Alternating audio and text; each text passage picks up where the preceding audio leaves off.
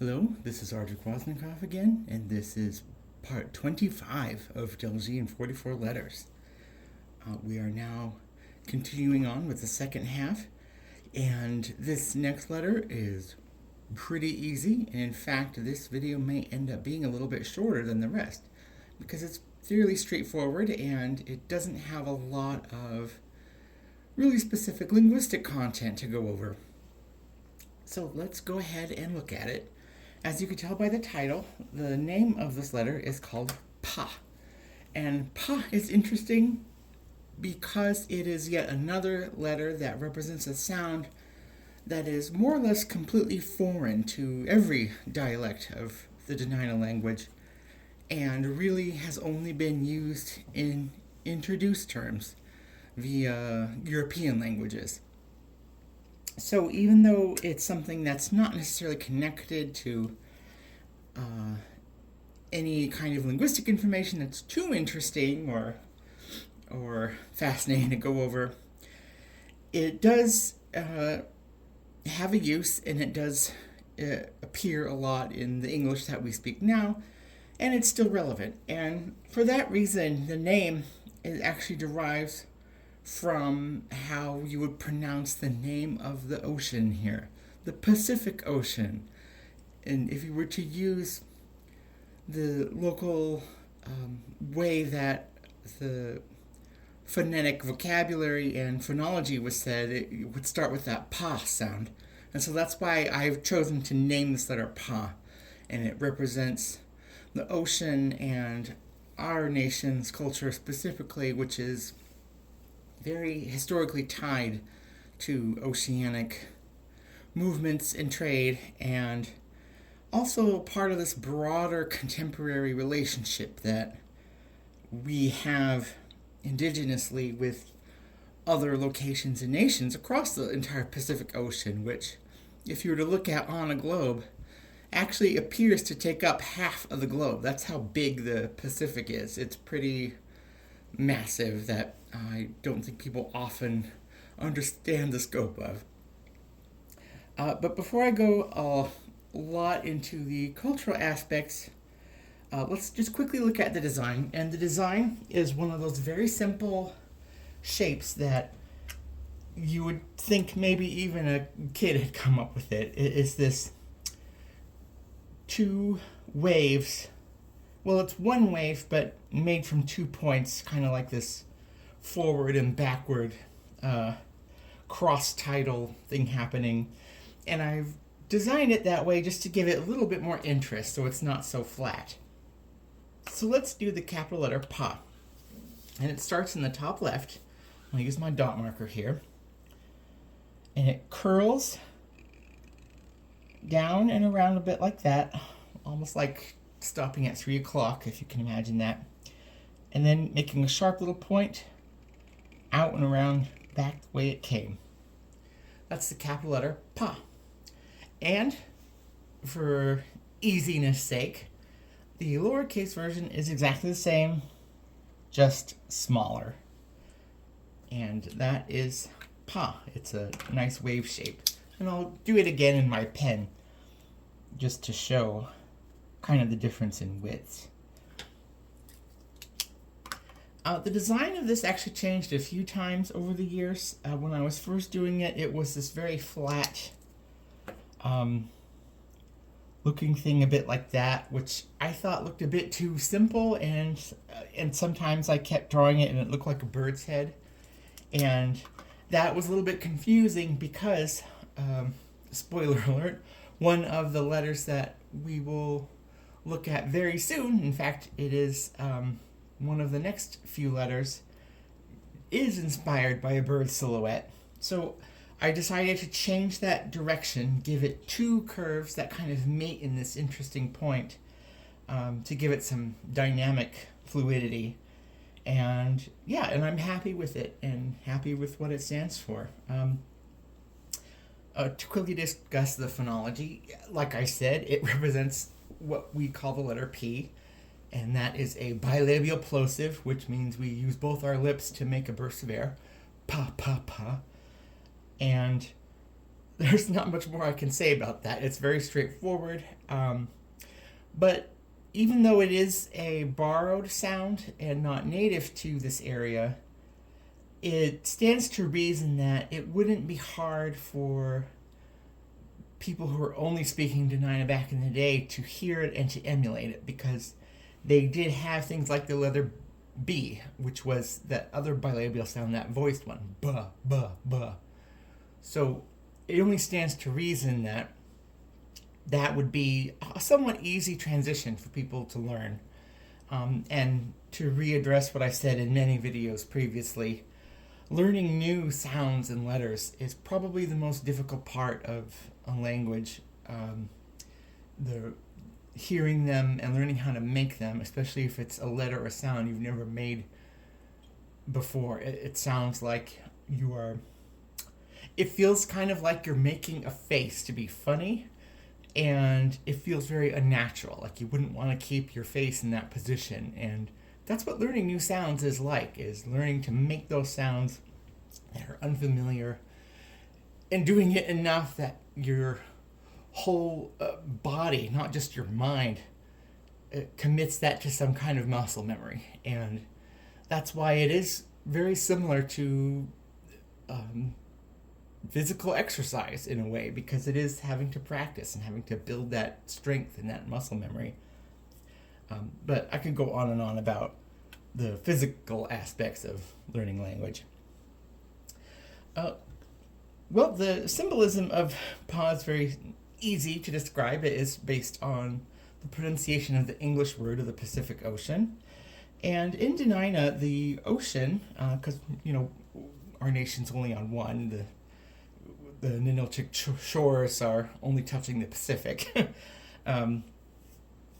The word for what we would call the Pacific Ocean is called tika'a, which is kind of a variation on ti, which is a word for water, or a prefix used in a lot of water words, and ka'a, which means something big or grand, like the largest version of something, the biggest version of something. It's kind of like it's almost like a superlative sign. So that's put together makes tika'a, and that is what the Pacific Ocean is. And the Cook Inlet, where we are, and people who are from this area, and even in the Anchorage area, farther north, they will recognize the word tika'nu, which is that word that loosely means the Cook Inlet, which is a blend of tika, which is the Pacific Ocean, and atnu, a root word for river. So you can think of that word tika'nu as river ocean. It's not as big as the whole ocean, but it's much larger than an ordinary river.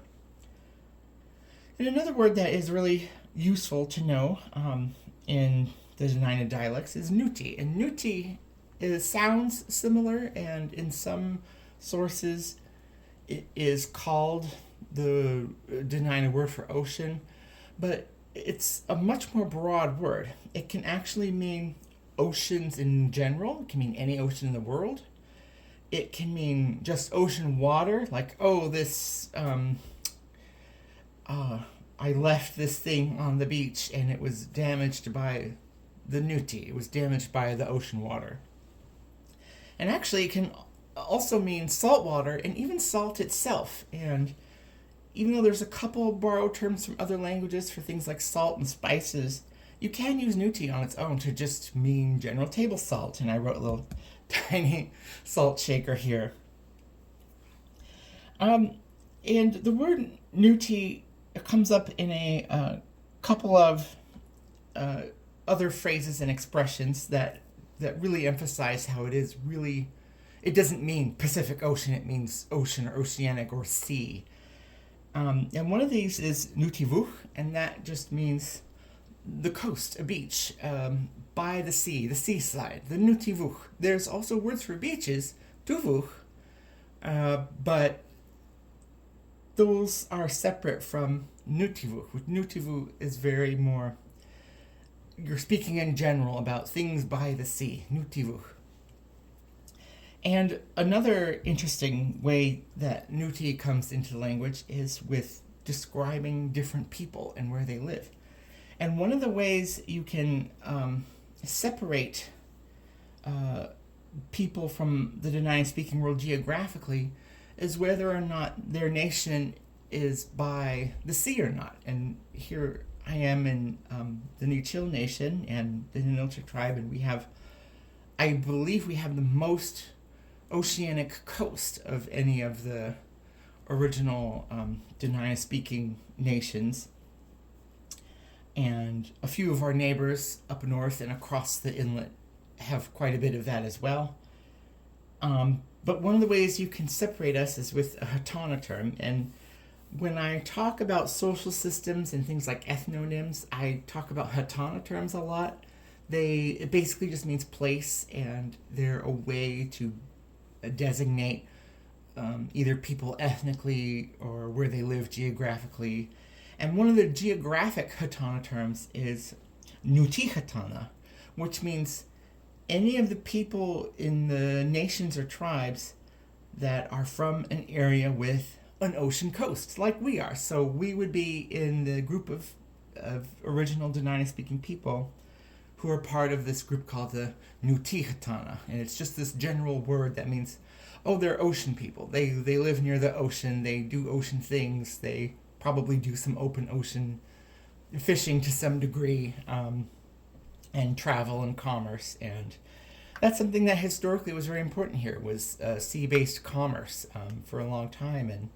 And in fact, our particular area was kind of known for being like a little bit of a trade seat, as being some of the first shores in the whole inlet area that people coming from outside directions would be funneled into and going past. And so people would have to stop to take breaks here, and that was one of the reasons why historically the people that lived in our nation had such a big population for a certain period of time, was just building up that commerce through exchange and travel and being in this very nice location kind of between extreme habitats, between the extreme saltwater desolation of places like the Aleutian Islands,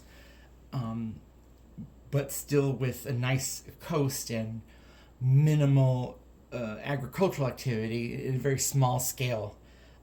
But comparing that with farther north and inland, which is very sparse in another sense. It's very sparse with long distances, colder, harsher places for storing and even growing things. And so, and it's for that same reason why now this part that's mostly known as the Southern Kenai Peninsula is known for being a little bit of a tourist destination, even for domestic tourists. It just has this nice little bubble of a mixture of different climates, a mixture of different atmospheres and experiences. It's both, it's hard to explain. I try to tell people it's very rural and rustic, but yet at the same time it does feel kind of urban and sophisticated in an odd way. And it's and it sounds crazy to say, but I think for anybody who actually does manage to visit here, I think they would understand. I think they go, okay, this is interesting, this place and these people. It's an odd combination, but somehow it works. And that's also one of the reasons I choose to use letters like Pa in my designs and in my projects, because I am really interested in what the contemporary vision of our people is and kind of what it's becoming. And that's very hard to do when you live in the middle of it. You can't see yourself from the outside in so easily. So that's something I'm thinking about all the time. And I'm very happy to have the opportunity to be working on some projects now that kind of bring some identity and history up to date. And it's through mediums like this that I'm able to extend my reach. I think one of the last things I wanted to mention really quickly is I did briefly mention ethnic terms. And like I said, I loosely drew the outline of the Pacific here in my silver marker. I apologize if it's not too visible. But here we are up here in the north of the Pacific. I think of ourselves as like the crown jewel of the Pacific in a weird way. Although I'm sure other places have similar attitudes like that. And the Americas over here. the Aleutians, Japan, the Korean Peninsula, China, Philippines, Indonesia, Australia, and all the many, many different islands and nations and subcultures that are in the Pacific Ocean, and which I am just always interested and fascinated by, because there's such extreme diversity through such a vast space with very low, I don't know what the word is. Not that people are isolated necessarily, maybe in a geographical sense, but isolated in the sense that these mostly island places can maintain such distinct, separate identities and even whole languages and ways of thinking about themselves. And how one island is completely different from the next is really akin to how our nation is very different from one's next door, right next to us, like our neighbors. We could be completely the opposite in many respects, and that could be surprising for people to learn about. It's like, wow, you mean you have a similar common language and ancestry and genetic information, and yet you're both this far apart on these ideas and topics and issues and culture now? Like, that's very mind-blowing for people, and I think that's one of the reasons we have such a strong affinity for oceanic cultures, and a lot of people have connections and family with people in places like Hawaii and places like Australia and the West American coast and California, and in both indigenous communities and not. And it's really kind of an interesting way that I can see all these various places over this vast oceanic distance influence each other. And one of the things that I had noticed a while ago that I thought was very interesting, back to the first video when I mentioned the nation of Hawaii, and also now U.S. state, that's actually one of the only ethnonyms, like ethnic terms, that Dena'ina has incorporated that came from another culture's indigenous language. In Dena'ina, Hawaiians are called Kanaga, which is based on the Hawaiian word Kanaka. And Kanaka just sort of means people or the people, and it's similar to the way the name Dena'ina is itself. It's a very broad word which just means the people. It doesn't necessarily mean any specific culture or ethnicity. It means like a common area. And so Kanaga is very similar, because even when you look within the islands of Hawaii themselves, each island has their own distinct culture, and each one can be further divided amongst different families and subgroups, and so what we think of as a native culture is actually usually just an umbrella term for many different moving parts and things that have their own distinct voice. And I think that's a really cool example of how, even though most ethnonyms in Dena'ina have been borrowed from European languages, if not all, almost all, there is one from a very far away place that is from their own culture, which I think is pretty neat. It just goes to show that there is this inherent attitude of recognition that goes beyond what contemporary and post-colonial statesmanship is. And that was kind of a big phrase to say, but just meaning the difference between indigenous nations and modern nations, and how there's sort of this lens that people put on when they think of modern nations first before native nations, and to know that this was a term that was considered important enough to embed in this in the history of this language, as opposed to wait for, Joe Schmo English speaker or Pavel Schmavel Russian speaker to tell you what those are and what to call those people. And even though a lot of those ethnic terms for different peoples didn't exist at the time of that influence of English and Russian and some other languages, knowledge of the external cultures around the world was still there. They just did not have any ethnonyms that survived. Like, we have in our region very well preserved examples of trade items between cultures from vast distances, including places like China. People are surprised to learn about that. And so even though people historically knew that outside cultures existed, we didn't have enough recorded or passed down information enough to show that there were any, like, we call these people blah blah blah, like we do and say things like Chinese today.